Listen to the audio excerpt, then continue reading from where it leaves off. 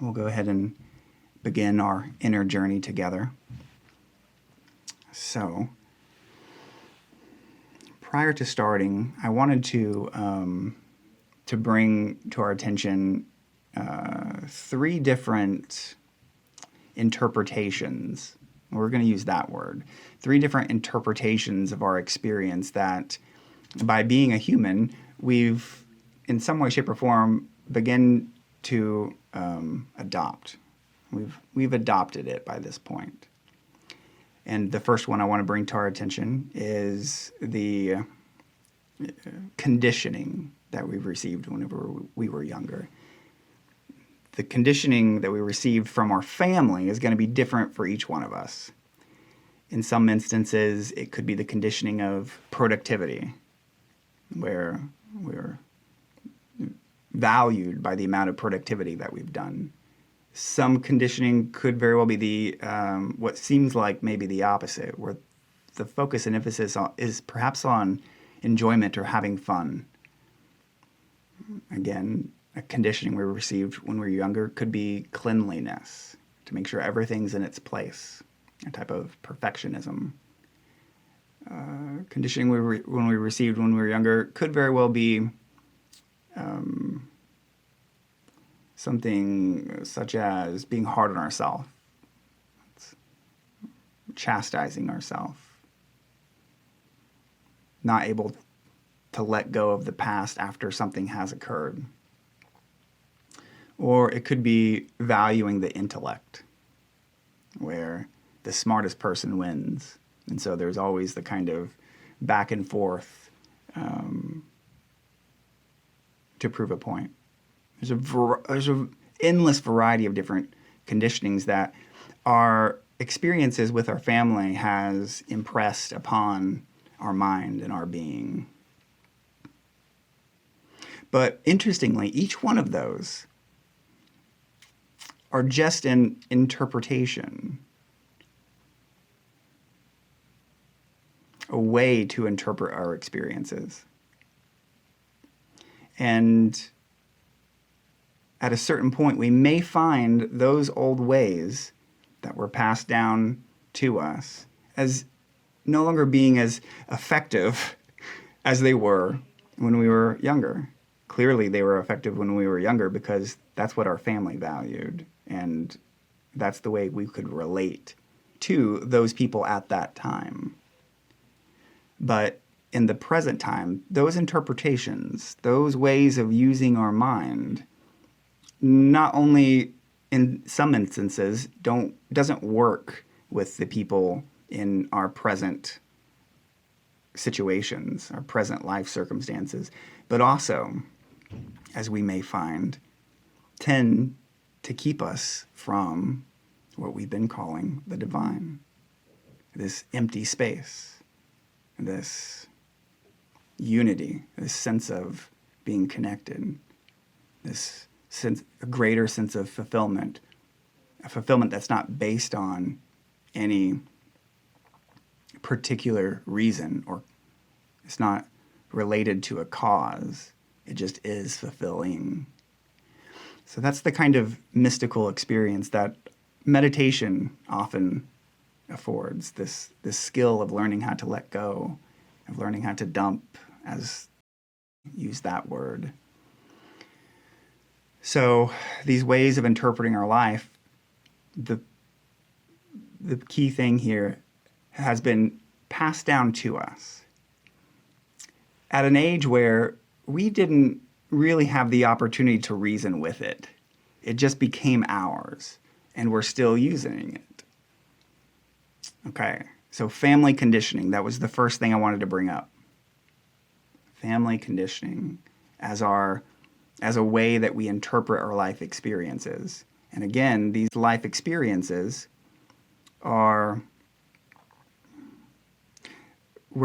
these interpretations were passed down to us prior to an age where we really got to reason with them. So they're not really even our reasoning process, but they were passed down to us. Now, the second category I want to talk about here is conditioning passed down to us, you could call social conditioning. And there's a huge variety, once again, of the different social conditionings. And I say social as opposed to family, because family is very specific for each one of us. Whereas the social thing is more conditioning that's more widely accepted. The majority of us have taken on this. And like I said, there's a lot of these that fall under this category. But the one I want to point out is kind of an interesting one for me to even choose this one to point out. And it's what I'm going to broadly call distance, the idea or concept of distance. But I want to bring it down just for a moment to the idea of the way that we measure distance, be it inches or feet or miles, whatever it might be. Now, imagine for a moment, how were these interpretations of distance first created? Who was this person who decided that a mile was this long, and who decided to name it? Was their name Miles? and this this was same way with feet. Whose foot are we using? Who was the first person to say, nope, not that foot, Sam, not that foot, Frank, it's this foot, it's my foot? Brian. And then the same way with inches. Yep, possibly Kings. And the same way with inches. Who was the one who first said, this is the length of an inch, and this is what it's going to be called, an inch? Now, my point of bringing distance and how we measure and the word we choose for that particular measurement, it's under the category of social conditioning. Now, these essentially were interpretations. These were interpretations that someone initially created, and it happened to take hold. Just like the family conditioning, where someone in the family started doing this, and it took hold and just kept being passed down from generation to generation in that family's lineage. And so their emphasis was productivity, or their emphasis was cleanliness, or perfectionism, or whatever it may have been. So again, in this second category that we're looking at of societal conditioning, particularly that has to do with distance, this too is just a concept. It's just an interpretation of life, of reality, of existence. It's just an interpretation. And even you can even and can we? Well, let me say this first. This interpretation was passed down to us. And this whole interpretation of the idea of distance was passed down to us. And have we even really had a chance to authentically reason for ourselves whether or not that's an appropriate interpretation in every scenario?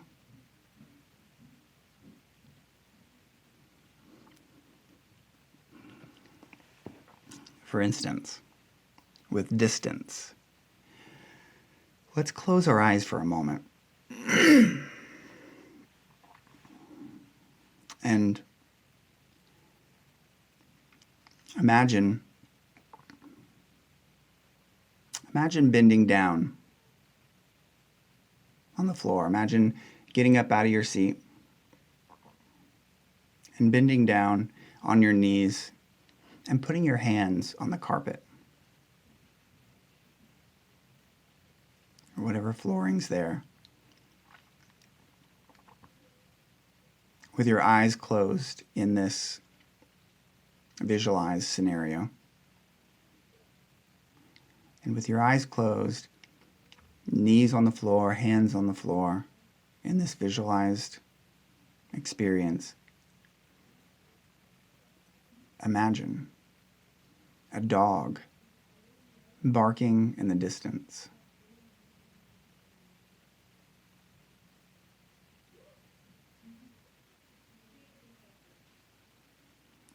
Now, within the field of awareness,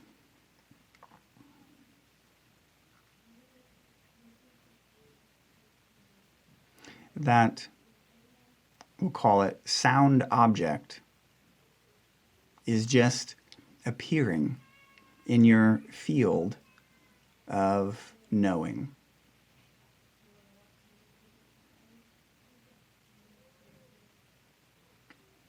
And as soon as that sound object of the barking dog is heard, then thought, images, and memory come in and add to that sound object.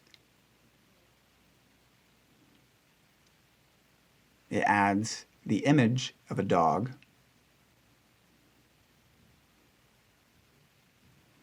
through utilizing thought and memory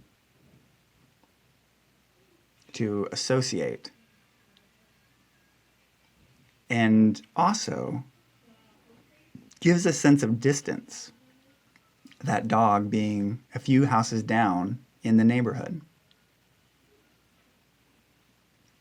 But now for a moment, let's not refer to thoughts, images, or memory. And still, with our hands on the carpet and our knees on the carpet, our eyes are closed in this imagined visualization. Now hear that dog barking again. And this time, without referring to thought, images, or memory, and instead exclusively focusing on our direct experience, when that dog barks, is there any way to discern a distance?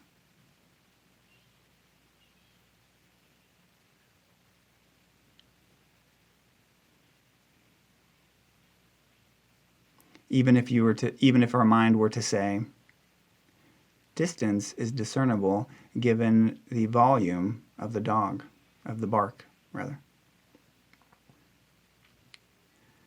Well, that too would be referring to a thought.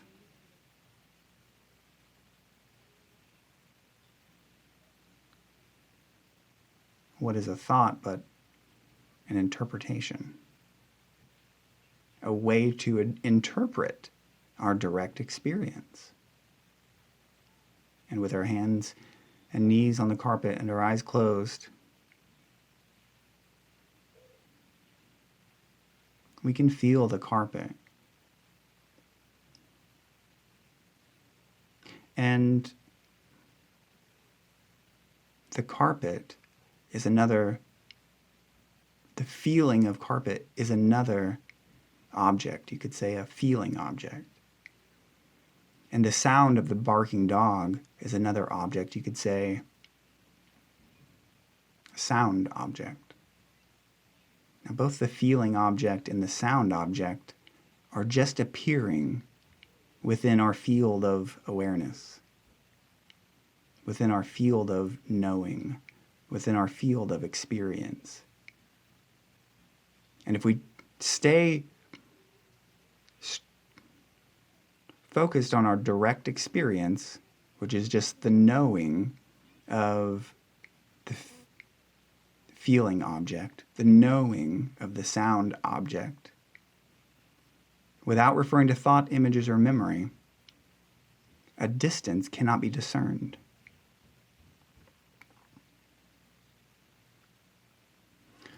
Or rather, we can ask the contemplative question so we can look for ourselves. Can a distance be discerned?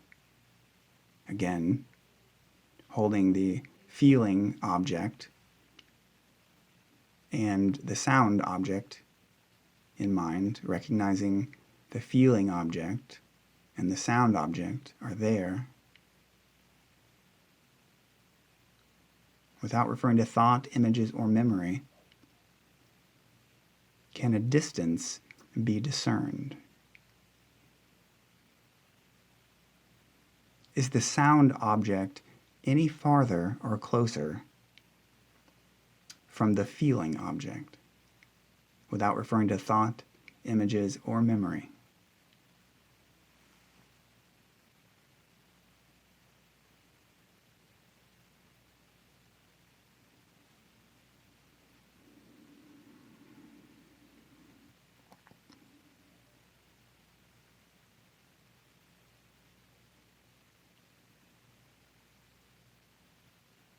If we stay true to our direct experience, which is the object of feeling and the object of sound that we're noticing within the field of our awareness, and if we refrain from using thought, images, or memory to add anything to our direct experience, then can a distance be discerned? Is the sensation of feeling the carpet any closer to us than the sensation, than the sound object of the barking dog?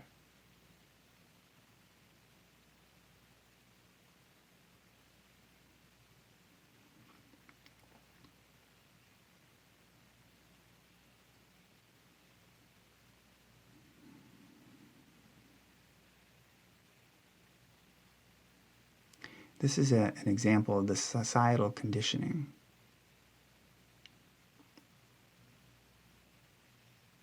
All thought is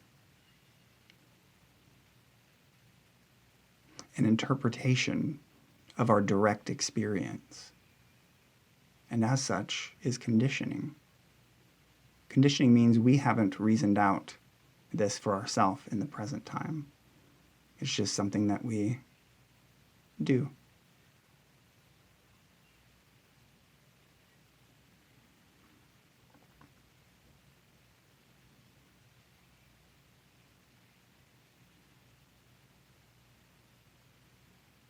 But when we're wanting a deeper experience of life, be it unity or oneness or just relief, it can be helpful to re-examine these interpretations that were passed down to us,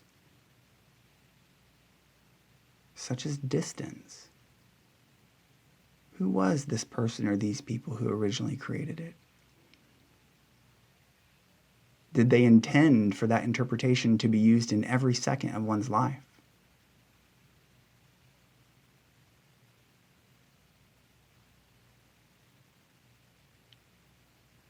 Just as most interpretations are useful in some areas of our life, it doesn't mean that it's useful in every area of our life. When we refer to thought, images, or memory,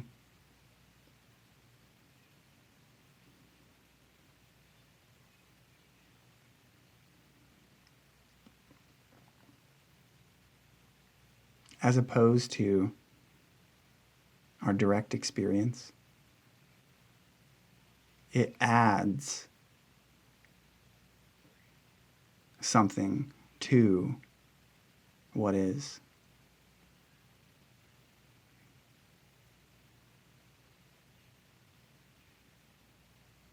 And we experience the effects of that.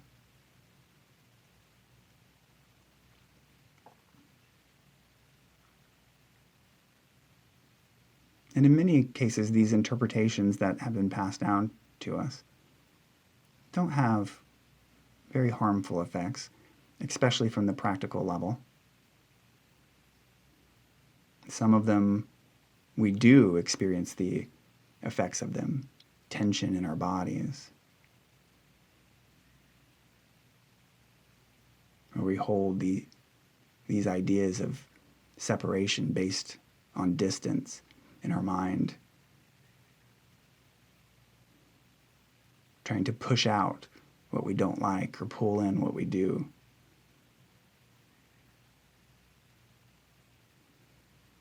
And by the end of the day, we're exhausted, our bodies hurt, and we need some way to recoup from the effects of these interpretations.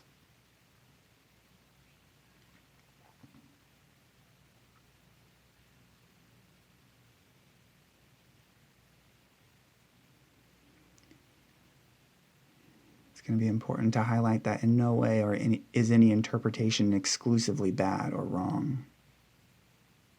We couldn't move through life without knowing these interpretations, knowing how to utilize them, and skillfully.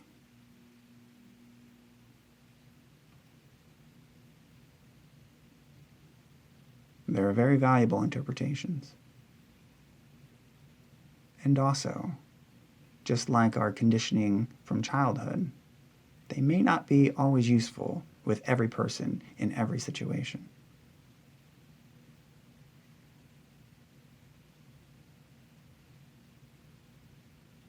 So it can be helpful to look for ourselves, to look at distance, to really look in this visualized image with my knees and hands on the floor, feeling the object of the carpet, the feeling object, and then noticing the barking dog in the distance, the sound object, without referring to interpretation, i.e., thoughts, images, or memory. Can a distance be discerned between these two sense objects? This feeling object, hands on the carpet, and the sound object, the barking dog? Or are they just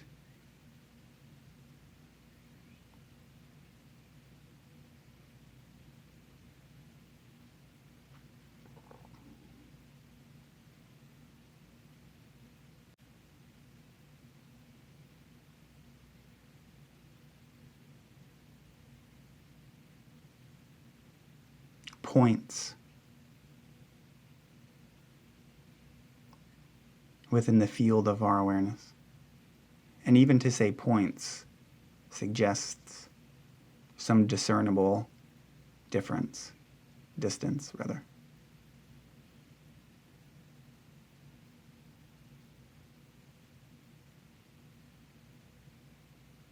It's more like just the awareness of, the knowing of. The knowing of the sensation of the carpet. But to even say carpet conjures up an image, just the knowing of the sensation of feeling, or the knowing of, you could call the sensation of sound.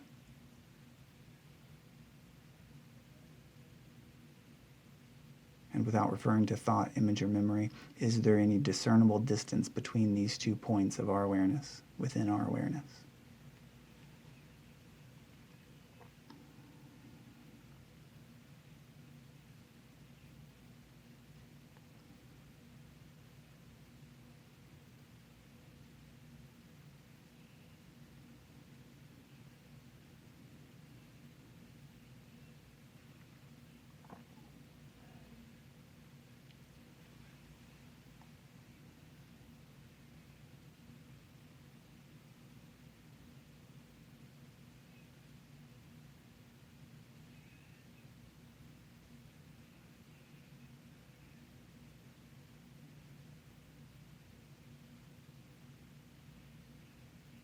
Now, we'll move to the third category of experience. We went through family conditioning, and then we went through societal conditioning, and now we'll go to beliefs in God.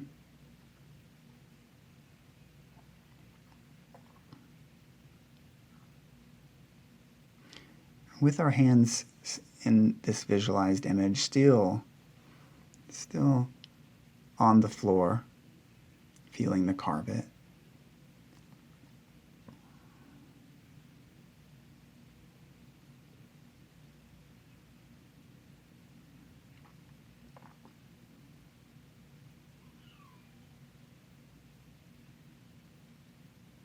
When we bring the idea of God or the divine, let's use the word God, because that word seems like has the most baggage that can be attached to for people at certain times in their life.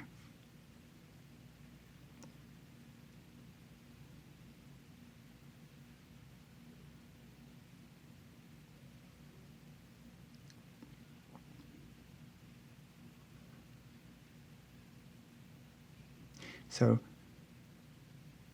if we bring up with our hands on the carpet still in our visualized image, if we bring up the word God, there's a variety of different conditioned interpretations that have been passed down to us.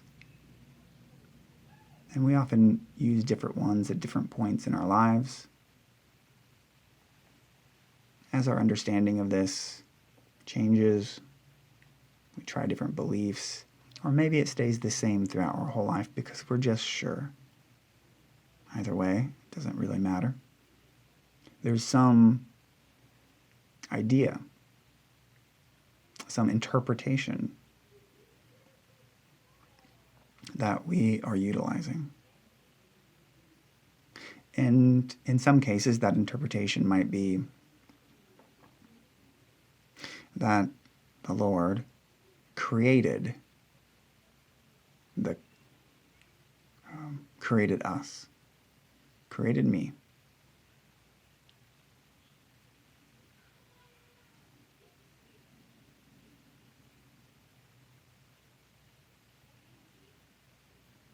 And as such, the Lord is something, of course, separate. There's a distance between him and I, him and us.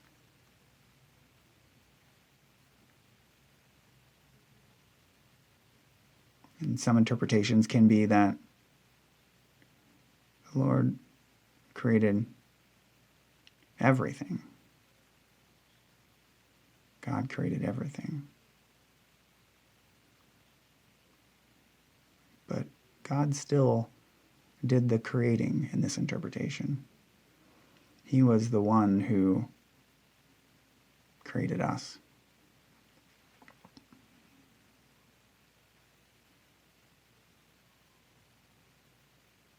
There's a separation.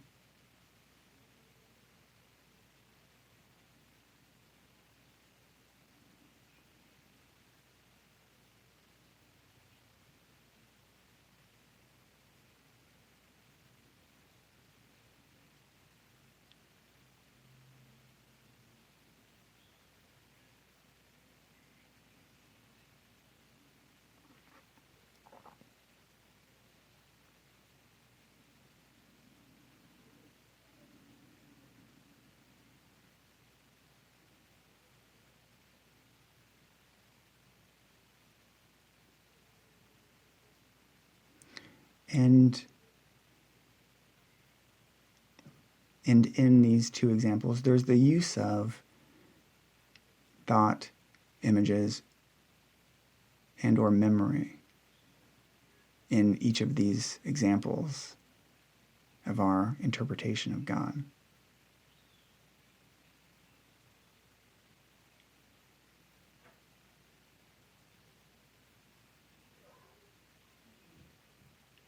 And what if we stuck to our direct experience? Just as we did earlier with reasoning for ourselves, whether or not the conditioning our family passed down to us is something we want to still use, or reasoning for ourselves whether the conditioning of distance is something that's still accurate in every single situation, all the time. Maybe the same is true here. If we refer to our direct experience, say our hands on the carpet,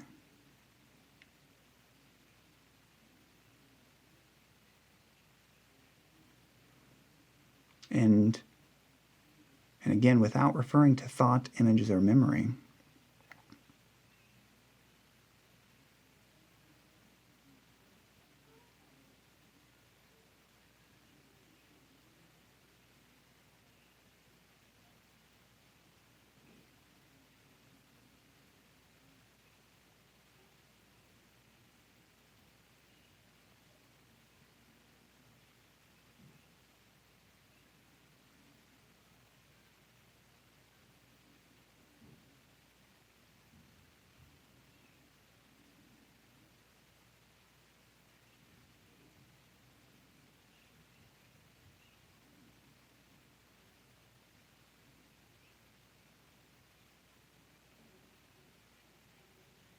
how could it be possible to find a God outside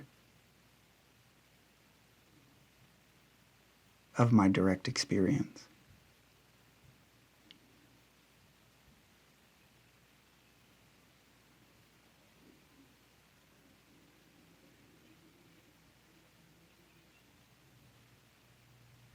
If my hands on the carpet is direct experience,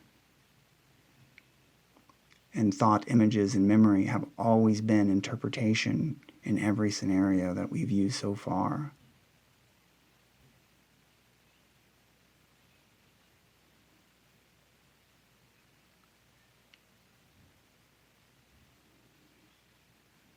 then can God be something other than my hands on the carpet?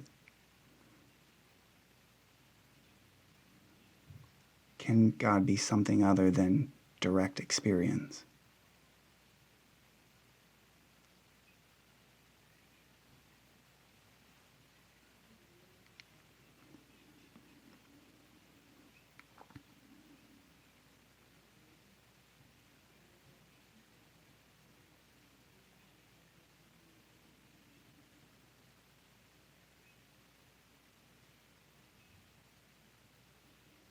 Have the interpretations of God that I've been using, that were passed down to me, just another form of conditioning that at some point in time someone came up with?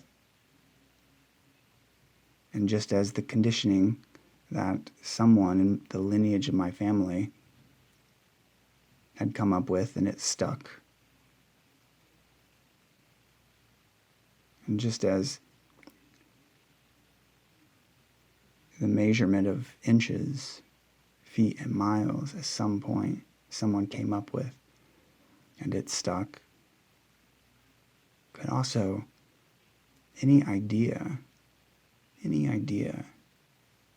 about what God is could have been just another conditioned interpretation of our direct experience. My hands, our hands on the carpet.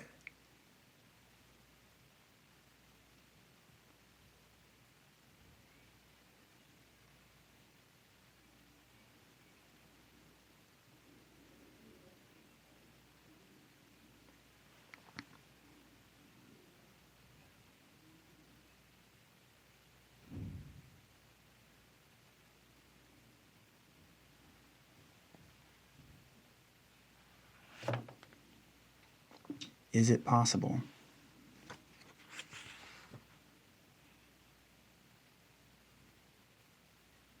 that you see him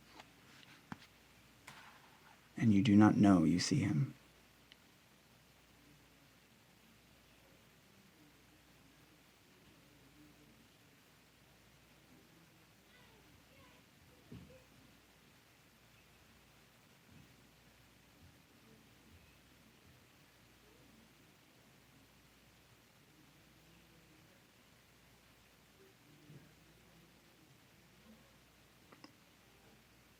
What does our direct experience tell us?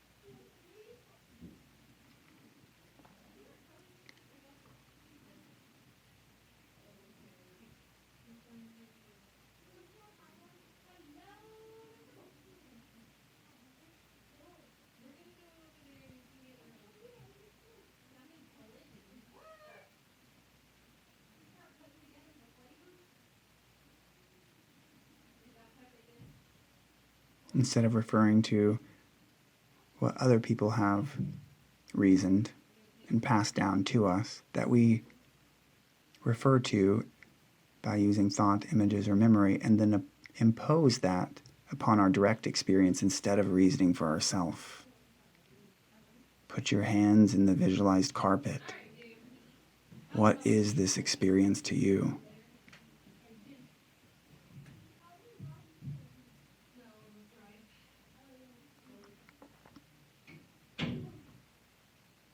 What is your direct experience? What is the nature of reality? What is this experience? Without referring to thoughts, images, or memory.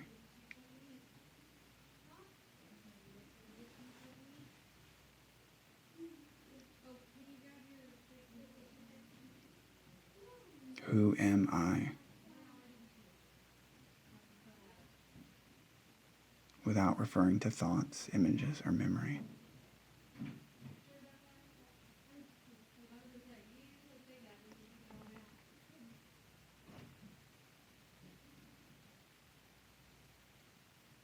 Honor your direct experience. What does it tell you?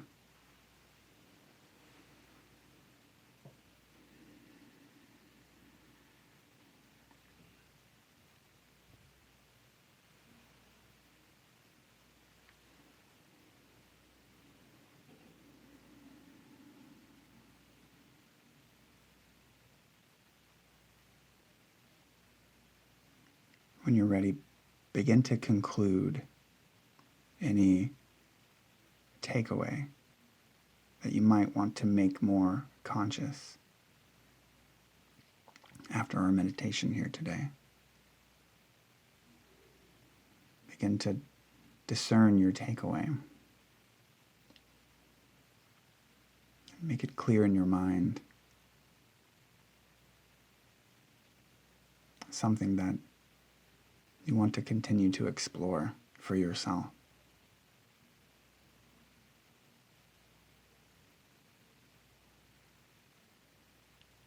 Something you may want to practice.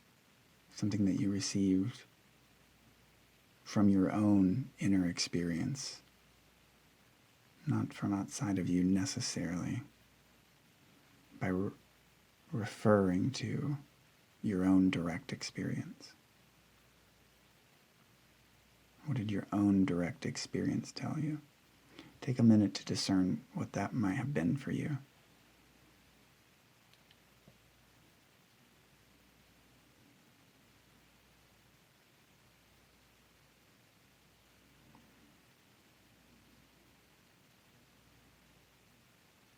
And then when you're ready, begin to bring your attention back to each other and the conversation. You can put your whole attention on your body. And as you do so, inhale deeply and open your eyes when you're ready.